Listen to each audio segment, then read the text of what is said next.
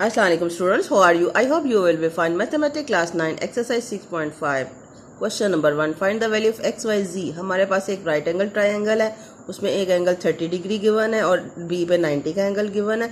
तो हमने side base की हमें लेंथ गिवन है, बट हमने एक्स जी की वैल्यू फाइंड आउट करनी है लेंथ ऑफ एक्स और जी के राइट एंगल ट्राइंगल में। अब इसमें देखिएगा टैन थीटा किसके इक्वल होता है? Perpendicular over base. तो यहाँ पर एंगल क्या है 30, तो टैन 30 किसके इक्वल है? Perpendicular over base. परपेंडिकुलर यहाँ पर एक्स है और वाई क्या है? बेस। तो वाई की वैल्यू क्या थी 4, टैन 30 किसके इक्वल है? 1/3 का अंडर रूट। शिफ्ट 4 को अदर साइड पे जब शिफ्ट करेंगे तो 4/3 का अंडर रूट, ये एक्स की वैल्यू आ गई। अब एक्स की वैल्यू भी हमने फाइंड आउट कर ली, वाई ऑलरेडी फाइंड आउट थी उसकी वैल्यू। तो थर्ड साइड हम फाइंड आउट कर सकते हैं by using Pythagoras theorem. Pythagoras theorem क्या है? हाइपोटेनिस का स्क्वायर किसके इक्वल है? बेस का स्क्वायर प्लस परपेंडिकुलर का स्क्वायर। हाइपोटेनिस यानी जी स्क्वायर हमने फाइंड आउट करना है। बेस की वैल्यू ये थी 4, स्क्वायर है तो स्क्वायर ले लेंगे। परपेंडिकुलर जो यहाँ पर एक्स था और वो अभी हमने फाइंड आउट किया, उसकी वैल्यू पुट करें। दोनों का स्क्वायर ले लें, फिर एलसीएम लें। 4 का स्क्वायर 16 है, उधर 4 का स्क्वायर 16 और ये स्क्वायर रूट से कैंसिल आउट। तो 1 और 3 का एलसीएम 3 होगा।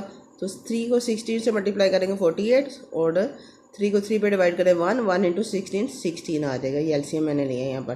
दोनों को ऐड करें 64/3। बट ये जी स्क्वायर की वैल्यू मुझे जी की चाहिए, तो क्या करेंगे? दोनों तरफ हम स्क्वायर रूट लेंगे, स्क्वायर रूट स्क्वायर से कैंसिल आउट। 64 का स्क्वायर रूट क्या आता है 8 और ये ओवर 3 का under root. It's your answer. Next question देखिएगा, सेम इसी तरह का है। We have a right angle triangle, इसमें π/4 है एंगल ए। तो पाई का क्या मतलब होता है? 180 को 4 पे डिवाइड करेंगे तो 45। इसका मतलब है एंगल ए पे हमारे पास जो एंगल ए है वो 45 है, बी पे 90 का है।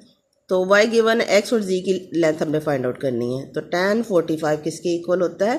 परपेंडिकुलर ओवर बेस, यानी y ओवर एक्स। ये देखें, ये परपेंडिकुलर में y, बेस में x है। तो जस्ट y की वैल्यू पुट कर दें। tan 45 1 के इक्वल होता है, कैलकुलेटर से आप फाइंड आउट कर सकते हैं। x अदर साइड पर शिफ्ट कर देंगे तो x की वैल्यू आ जाएगी 3 का अंडर रूट। अब ये x की वैल्यू भी आ गई और y की भी। तो थर्ड साइड हम फाइंड आउट कर सकते हैं बाय यूजिंग पैथागोरस थ्योरम। तो हाइपोटेनिस का स्क्वायर किसके इक्वल है? बेस का स्क्वायर प्लस परपेंडिकुलर का स्क्वायर। तो हाइपोटेनिस यहाँ पर जी है तो जी का स्क्वायर लेना है। बेस यहाँ पर एक्स है तो एक्स का स्क्वायर, परपेंडिकुलर यहाँ पर वाई। तो एक्स की वैल्यू जो भी हमने फाइंड आउट की वो पुट कर लें, स्क्वायर ले लें। वाई की वैल्यू ये थी, इसका स्क्वायर ले लें। स्क्वायर रूट से कैंसिल आउट 6 आ जाएगा। ये जी स्क्वायर की वैल्यू हमें जी की चाहिए, so we will take square root on both side. तो जी इक्वल आ जाएगा 6 का under root. It's your answer.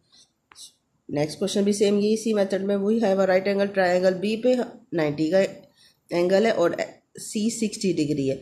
अब एक्स और वाई फाइंड आउट करना है हमने इस क्वेश्चन में। तो cos 60, cos थीटा होता है बेस ओवर हाइपोटेनियस। तो यहाँ पर एंगल 60 है तो मैंने से एंगल 60 ले लिया, cos 60। फार्मूला क्या है? cos का बेस ओवर हाइपोटेनियस। बेस यहाँ पर x है, हाइपोटेनियस यहाँ पर z है, तो x ओवर z। तो यहाँ पर z की वैल्यू क्या है? 2। cos 60 1/2 के होता है, क्रॉस मल्टीप्लाई करें तो 2 इंटू 1 2 आ जाएगा, 2 इंटू एक्स 2x, 2 पे डिवाइड करेंगे x की वैल्यू 1 सेंटीमीटर। अभी x की वैल्यू भी आ गई हमारे पास, z की ऑलरेडी थी तो x की वैल्यू 1 है, z की 2 है। तो बाय यूजिंग पैथागोरस थ्योरम हम y की वैल्यू फाइंड आउट कर सकते हैं। By using Pythagoras theorem hypotenuse हमारे पास z था, z का स्क्वायर ले लेंगे। बेस की वैल्यू x है, x का स्क्वायर, परपेंडिकुलर y का स्क्वायर। x की वैल्यू 1 है, y की वैल्यू हमने फाइंड आउट करनी है और z की वैल्यू 2 है। तो 2 का स्क्वायर 4 होता है, 1 का स्क्वायर 1। तो shift to the other side, it will be subtract from 4 minus 1 3। ये वाई स्क्वायर की वैल्यू हमें y की चाहिए, so we will take square root on both side. So y equal है 3 का under root. It's your answer. Next question में we have a right angle triangle, A vertex पे angle 45 degree है। तो x और z find out करना है, y की लेंथ गिवन है। तो यहाँ पर एंगल tan होता है, tan theta perpendicular over base. तो बस यहाँ पर एंगल 45 है तो हम tan 45 लिखेंगे। परपेंडिकुलर क्या है? x और बेस क्या है? y। tan 45 की वैल्यू कैलकुलेटर से फाइंड आउट करेंगे तो 1 4 को अदर साइड पे शिफ्ट कर देंगे तो एक्स की वैल्यू क्या आ जाएगी 4 सेंटीमीटर। ये डिवाइड हो रहा है, उधर जाके मल्टीप्लाई होगा, 4 इंटू 1 4 आ जाएगा। अब नेक्स्ट आप जी की वैल्यू भी ऐसे भी फाइंड आउट कर सकते हैं कि कोस 45, जो कोस थीटा है वो किसके इक्वल होता है, बेस ओवर हाइपोटेनियस। तो बेस यहाँ पर वाई है और जी क्या है, हाइपोटेनियस। तो कोस 45 एंगल 45 है, तो इसलिए मैंने कोस 45 लिखा। कोस 45 की वैल्यू कैलकुलेटर से फाइंड आउट कर लें, 1/2 का अंडर रूट है। वाई की वैल्यू यहाँ पर 4 है और जी हमने फाइंड आउट करना है, तो जी इंटू 1 जी हो जाएगा, ये shift to the other side, तो 4 इंटू 2 का square root is your answer. Next question number 2 देखिएगा।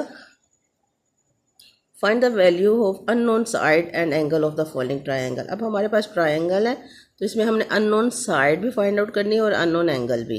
We have angle 90 degree, side C given है, ए गिवन है, बी फाइंड आउट करनी है। अगर 2 साइड की लेंथ गिवन हो तो third side by using Pythagoras theorem find out कर सकते हैं। So we will apply Pythagoras theorem here. Hypotenuse का स्क्वायर किसके इक्वल है, बेस का स्क्वायर प्लस परपेंडिकुलर का स्क्वायर। हाइपोटेनिस यानी बी हमने फाइंड आउट करना था। बेस की वैल्यू यहाँ पर क्या है, 13 का अंडर रूट है, बोले लिए परपेंडिकुलर यहाँ पर 3 का स्क्वायर रूट था, स्क्वायर रूट से कैंसल आउट, 13 + 3 16 ये बी स्क्वायर की वैल्यू हमें बी की चाहिए, so we will take square root on both side, तो बी इक्वल है 4। अब यहाँ पर 3 साइड्स ऑफ की वैल्यू तो फाइंड आउट हो गया, अब एंगल हमें चाहिए। तो मेजर एंगल ए किसके इक्वल है, tan measure angle A perpendicular over base, तो ए ओवर सी।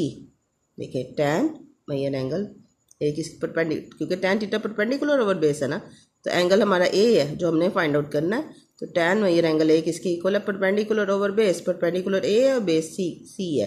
तो ए की वैल्यू पुट कर दे और सी की वैल्यू पुट कर दे, tan shift to the other side that ये tan इनवर्स हो जाएगा। तो अब आपने क्या करना है, इन दोनों को डिवाइड करेंगे और शिफ्ट और tan कैलकुलेटर पे टाइप करेंगे तो आपके पास ये साइन आ जाएगा, सिंबल tan इनवर्स का।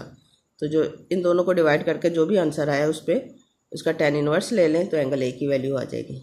अब एंगल ए भी गिवन है, हमने फाइंड आउट कर लिया, बी पे ऑलरेडी 90 डिग्री था। तो ये देखिए राइट एंगल ट्रायंगल में ये अगर 90 का है एंगल बी पे, तो सम ऑफ एंगल 180 का होता है ना, तो ये दोनों सम भी किसके इक्वल होंगे, 90 के, क्योंकि 90 + 90 180 होता है। तो ये 90 है, तो इन दोनों का सम भी एंगल ए और सी का सम किसके इक्वल होगा, 90 के। हम लिख सकते हैं angle A plus angle C किसके इक्वल है, 90 डिग्री। राइट एंगल ट्रायंगल की बात कर रहे हैं। अब इसमें एंगल ए की वैल्यू जो हमने अभी फाइंड आउट की है ये पुट कर दें और shift to the other side, तो एंगल सी की वैल्यू आपकी आ जाएगी। Second part of this question is we have a right angle triangle, C और ए दोनों साइड ट्रायंगल की गिवन है, ए बी फाइंड आउट करना है। तो bye using Pythagoras theorem hypotenuse का स्क्वायर किसके इक्वल है, बेस का स्क्वायर प्लस परपेंडिकुलर का स्क्वायर। हाइपोटेनिस यहाँ पर बी है, बेस यहाँ पर 4 है और परपेंडिकुलर यहाँ पर भी 4 है। 4 का स्क्वायर लेंगे 16, ऐड करेंगे 32, तो ये बी स्क्वायर की वैल्यू हमें बी की चाहिए। तो 16 2 = 32, तो 16 का स्क्वायर रूट क्या है 4, तो ये बी की वैल्यू आ गई 4। अब 3 साइड्स की हमने वैल्यू फाइंड आउट कर ली, बी ये, तो ये एंगल ए फाइंड आउट करेंगे। तो एंगल ए इसमें हम कैसे फाइंड आउट करेंगे, tan थीटा हमें पता है perpendicular over base, tan measure angle A हमने फाइंड आउट करना है, तो इसलिए एंगल ए लिख देंगे।